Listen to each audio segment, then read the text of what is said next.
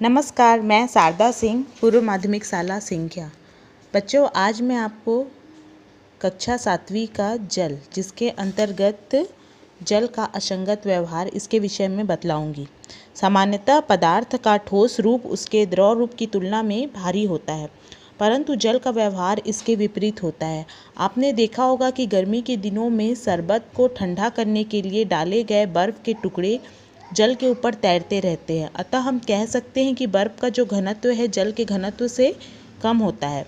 जल का घनत्व 4 डिग्री सेंटीग्रेड पर अधिकतम होता है। यह 1 किलोग्राम प्रति लीटर है, जबकि बर्फ़ का घनत्व 0.9 किलोग्राम प्रति लीटर है। इसलिए बर्फ़ को जल में डुबाने पर उसका लगभग 1/9वां भाग जल की सतह के ऊपर रहता है और 8/9वां भाग जल के नीचे।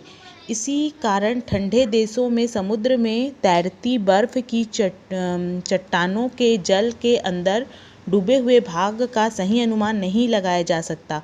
इसलिए जलपोतों पानी जहाज को बर्फ़ की चट्टानों के पास से गुजरते समय सावधानी रखनी पड़ती है।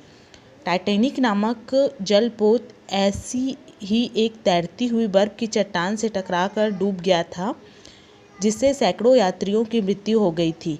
बर्फ़ का घनत्व जल की तुलना में कम होना जलीय जीवन के लिए वरदान है।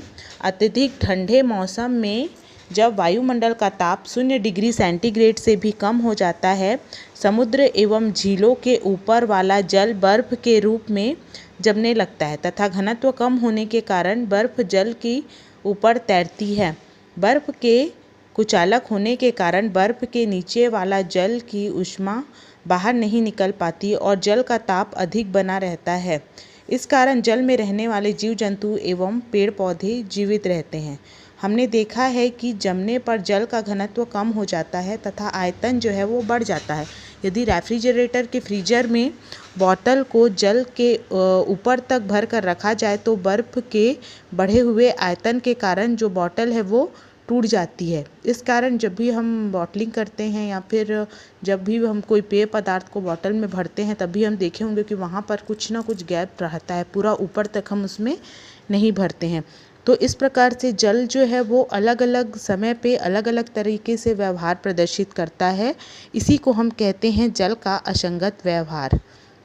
आशा करती हूँ ये टॉपिक आपको समझ में आ गया होगा। आज के लिए इतना ही। धन्यवाद।